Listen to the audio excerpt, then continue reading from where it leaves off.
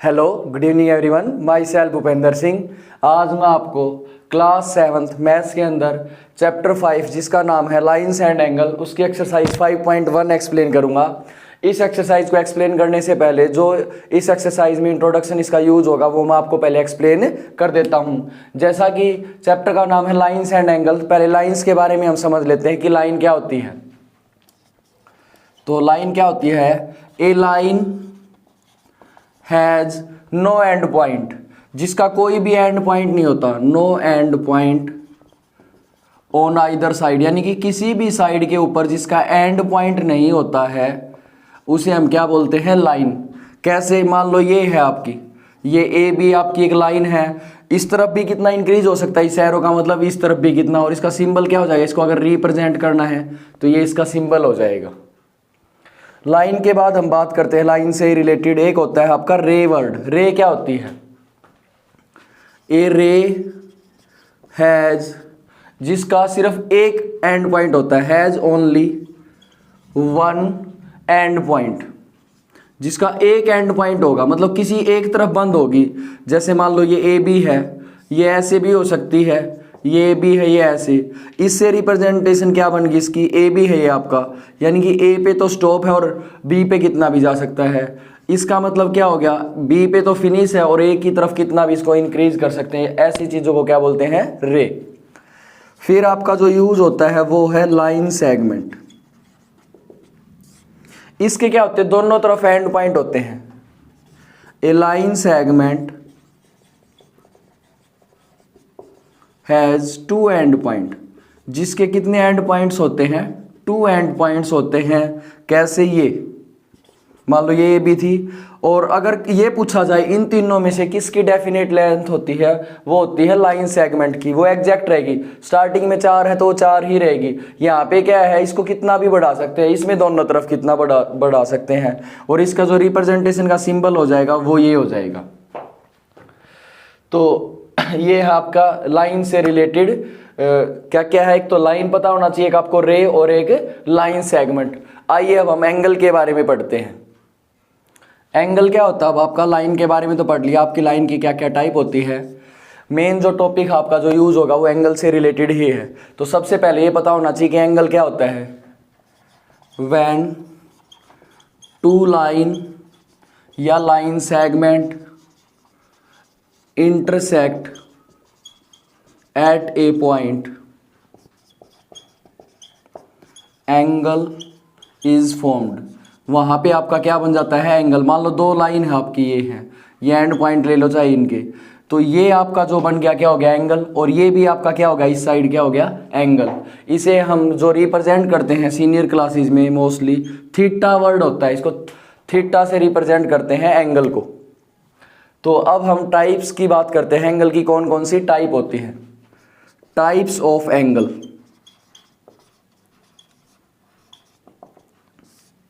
ठीक है, सबसे पहला जो एंगल होता है आपने पहले पढ़ा भी होगा, अक्यूट एंगल। अक्यूट एंगल कब कहेंगे? जब an angle is greater than 0 degree and less than 90 degree. जब आपका एक एंगल 0 से बड़ा और 90 से छोटा, इसको दैट इज करके बता रहा हूं। आई ई का मतलब होता है दैट इज, यानी कि इसको हम शॉर्ट फॉर्म में कैसे लिख सकते हैं? जो एंगल है आपका थीटा है वो 0 से तो बड़ा और 90 से छोटा, ऐसे एंगल्स को क्या बोलते हैं? Acute angle. सेकंड जो टाइप होती है एंगल की वो होती है राइट एंगल।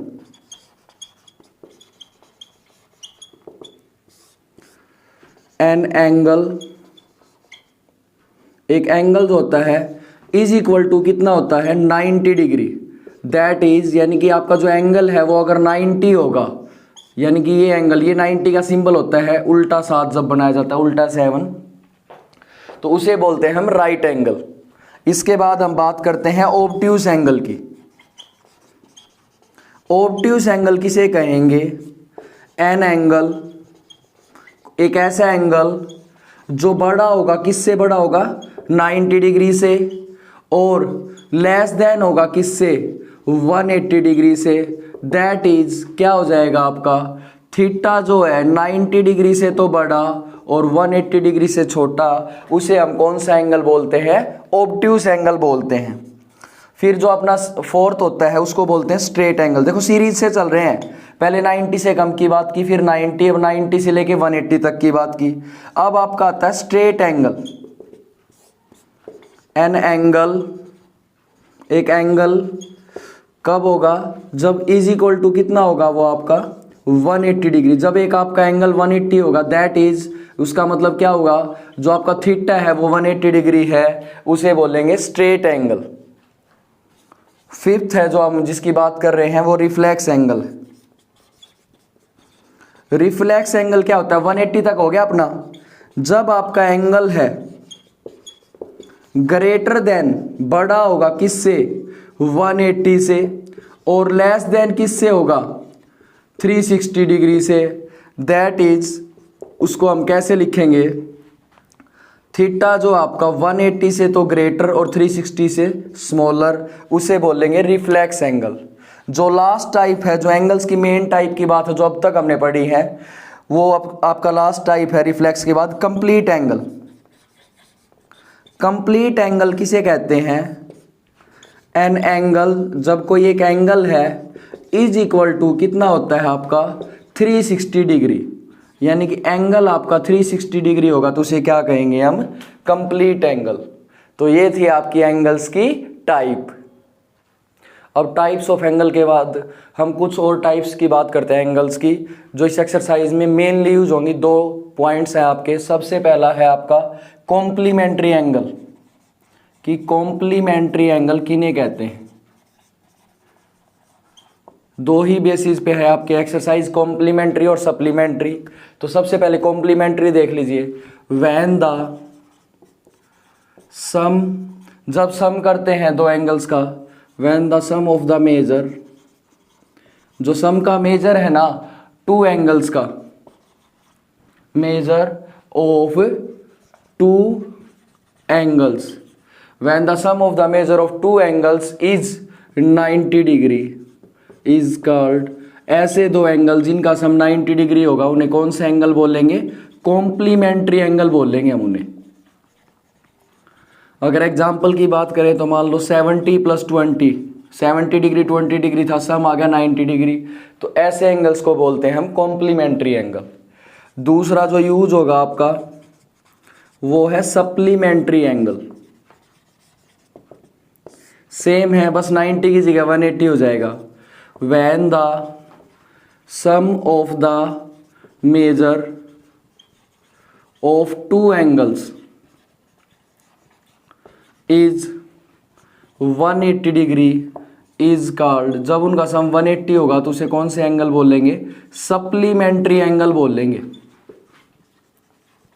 एग्जाम्पल की बात की जाए, मान लो 110 + 70 डिग्री ले लिया तो दोनों का सम 180 आ गया, तो ऐसे एंगल्स को बोलते हैं हम सप्लीमेंट्री एंगल। 90 सम आए तो कॉम्प्लीमेंट्री, 180 आए तो कौन सा बोलते हैं? Supplementary.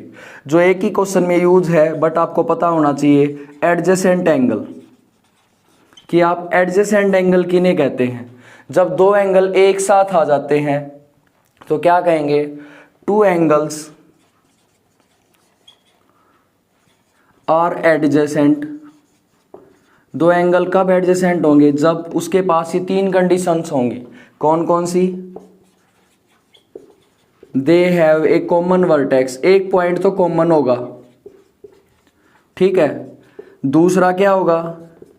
They have a common, उसके बाद एक कॉमन आर्म हो जाएगी। आर्म का मतलब एंगल्स में जो लाइन सेगमेंट या लाइन या रे जो यूज कर रहे हैं उसको आर्म कहा इसने, एक वो कॉमन हो जाएगी।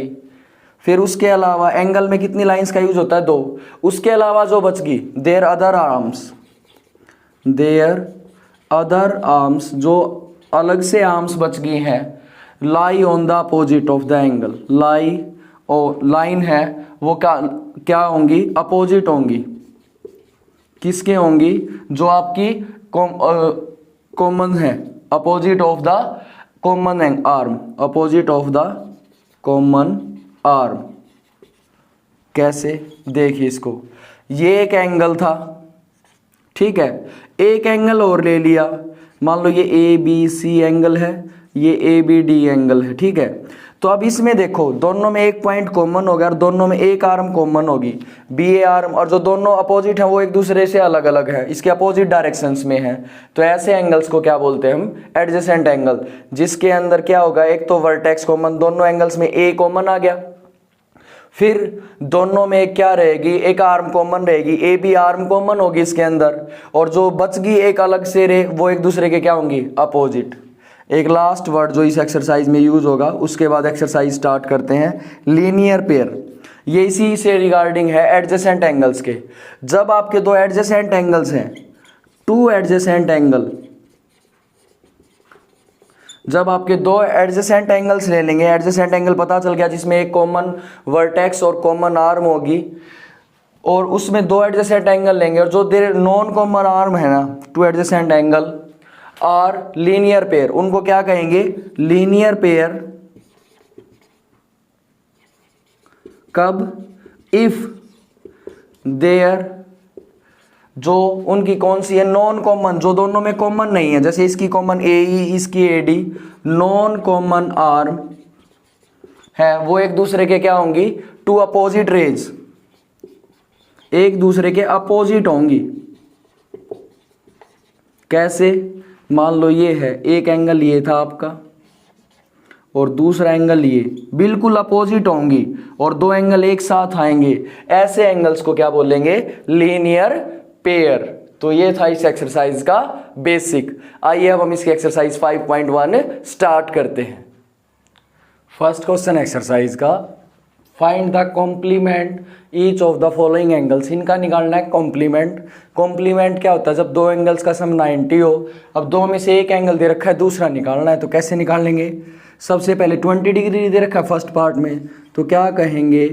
Complement of 20 degree. जिसका कॉम्प्लीमेंट निकालना है 90 में से माइनस कर देंगे, तो कितना आ गया? 90 माइनस 20, 70 डिग्री इसका क्या आ गया? कॉम्प्लीमेंट। सेकेंड एंग देखिए, अब आपका कॉम्प्लीमेंट निकालना, किसका निकालना है? 63 डिग्री का। तो आप क्या कहेंगे? Complement of 63 degree is equal to 90 degree minus 63 degree, ये डिग्री का साइन ऊपर, 10 माइनस 3 7, 8 माइनस 6 2 आ गया, ये आ गया 27 डिग्री। थर्ड पार्ट देखिए फर्स्ट क्वेश्चन का, इसमें क्या निकालना है? इसमें भी आपको पूरे क्वेश्चन में कॉम्प्लीमेंट ही निकालना है। कॉम्प्लीमेंट किसका निकालना है? 57 डिग्री का। तो 90 माइनस 57 कर देंगे आप, 10 माइनस 7 कितना आ गया आपका? 3, 8 माइनस 5 कितना आ गया? 3, तो ये आंसर कितना आ गया? 33 डिग्री। तो ये है आपकी एक्सरसाइज का first question. Second question exercise का, इसमें क्या निकालना है? Supplement each of the following angles. ये तीन पार्ट दे रखे हैं आपको, सप्लीमेंट निकालना है। सप्लीमेंट क्या होता है? जब एंगल्स का सम कितना होता है? जब दो एंगल्स का सम होता है 180 डिग्री। तो फर्स्ट पार्ट देखिए, क्या निकालना है? इनका सप्लीमेंट निकालना है। किसका निकालना है? 105 डिग्री का। तो 180 में से 105 को माइनस कर देंगे तो कितना आ जाएगा आपका? 75 डिग्री। यानी कि नॉर्मल सी बात की जाए तो 75 प्लस 105 कितना का? 180। तभी तो ये सप्लीमेंट होंगे ना। सेकेंड पार्ट देखिए, अब सप्लीमेंट आपको किसका निकालना है? अब आपको सप्लीमेंट निकालना है 87 डिग्री का। तो 180 माइनस 87 कर देंगे, 10 माइनस 7 कितना हो गया आपका? 3 हो जाएगा। ये बच गया 17 माइनस 8 कितना है? 9। तो कितना आ गया? 93 डिग्री आपका क्या आ गया? सप्लीमेंट किसका? 87 का। थर्ड पार्ट देखिए इसका, सेकंड क्वेश्चन का, इसमें भी आपको सप्लीमेंट निकालना है। पूरे क्वेश्चन में सप्लीमेंट नहीं निकालना था, सप्लीमेंट एंगल किसका? 154 डिग्री का। तो 180 माइनस 154, इसको कर दिया माइनस, 10 माइनस 4 आ गया 6, 7 माइनस 5 कितना आ गया? 2। तो आंसर कितना आ गया आपका? 26 डिग्री। तो ये है आपकी एक्सरसाइज का second question. Third question exercise का, आइडेंटिफाई करना है आपको which of the following pair. ये आपको 6 पेयर्स दे रखे हैं और जो एंगल्स हैं वो कॉम्प्लीमेंट्री कौन से और सप्लीमेंट्री कौन से। अगर जिनका सम 90 आएगा तो उनको कॉम्प्लीमेंट्री बोलेंगे और जिनका सम 180 आएगा उनको क्या बोलेंगे? सप्लीमेंट्री। तो इनका सम करके देखना आपको, 65 डिग्री प्लस 115 डिग्री, ये आ गया आपका 180। जब 180 आता है तो उसको क्या बोलते हैं? तो ये कैसे एंगल्स हो गए आपके? सप्लीमेंट्री एंगल हो गए आपके। क्या कहेंगे, दीज आर सप्लीमेंट्री एंगल्स। अब इसके अंदर 63 को 27 को प्लस किया तो ये आ जाएगा 3 और 7 10, 6 और 2 और 8 कितना आ गया 90, तो 90 डिग्री आ गया। तो क्या कहेंगे, दीज आर कॉम्प्लीमेंट्री एंगल। जब 90 सम आएगा तो कैसे एंगल होंगे आपके, वो कॉम्प्लीमेंट्री एंगल्स होंगे। अब इसमें देखिए 112 डिग्री प्लस 68 डिग्री, ये हो गया 180 डिग्री। जब सम 180 आया तो इनको क्या कहेंगे, these are supplementary angle. Fourth part देखिए, ये तो सप्लीमेंट्री आ गया आपका। इसको देखिए 130 और 50 का किया प्लस, तो ये हो गया 180 डिग्री। जब 180 डिग्री आया तो इसको क्या कहेंगे, दीज आर, ये कैसे एंगल है आपके, दीज आर सप्लीमेंट्री एंगल।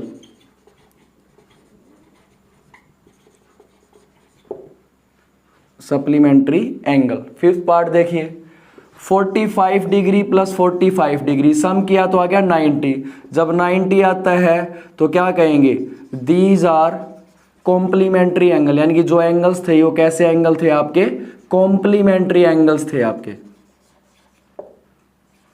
अब 80 डिग्री प्लस 10 डिग्री कितना आ गया आपका, इसमें लास्ट पार्ट में 90 डिग्री, 90 आ गया तो क्या कहेंगे, दीज आर कॉम्प्लीमेंट्री एंगल।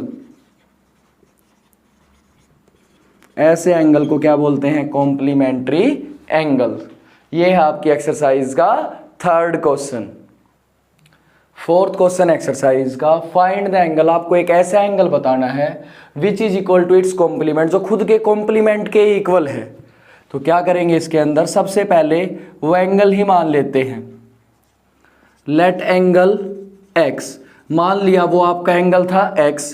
फिर क्या कहा, अकॉर्डिंग टू क्वेश्चन, कॉम्प्लीमेंट अगर इसका निकालेंगे, किसका, x का, तो वो x ही होगा। यही तो उसकी स्टेटमेंट है कि उसका जो एंगल है ना उसके कॉम्प्लीमेंट के इक्वल है। अगर आपने एंगल x लिया तो कॉम्प्लीमेंट भी क्या हो जाएगा, x, और कॉम्प्लीमेंट एंगल्स का सम कितना होता है, 90 डिग्री। तो अकॉर्डिंग टू क्वेश्चन क्या हो जाएगा, x प्लस x कितना हो जाएगा, 90 डिग्री, क्योंकि sum of complement angle is 90 degree, क्योंकि कॉम्प्लीमेंट एंगल्स का सम जो होता है आपका वो कितनी डिग्री होता है, 90 डिग्री होता है।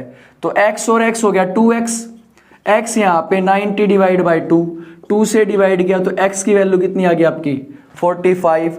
तो जो आपका एंगल था वो x था, तो आपका एंगल कितना आया है 45, और 45 और 45 कितना होता है 90। इसका मतलब हमने क्वेश्चन बिल्कुल सही किया है कि 45 डिग्री ऐसा एंगल है जिसका कॉम्प्लीमेंट इसी के इक्वल है।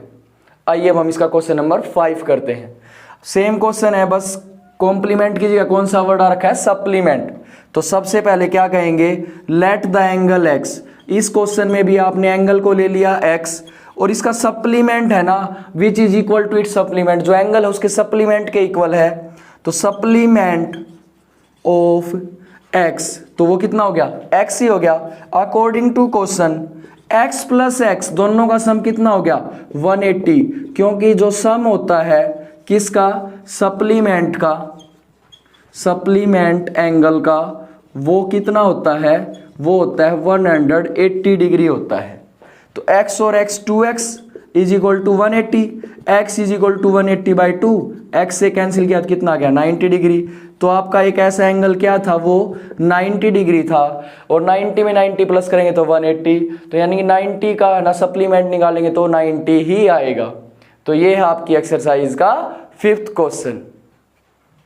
तो वीडियो के इस पार्ट में इतना ही, एक्सरसाइज 5.1 5 क्वेश्चन तक। आई होप सो आप सबको मेरा पढ़ाया हुआ पसंद आ रहा है। अगर पसंद आ रहा है तो प्लीज़ ज़्यादा से ज़्यादा मेरी वीडियोस को लाइक करें, कमेंट करें एंड शेयर करें, और अब तक आपने मेरे चैनल को सब्सक्राइब नहीं किया तो सब्सक्राइब ज़रूर करें। Thank you very much.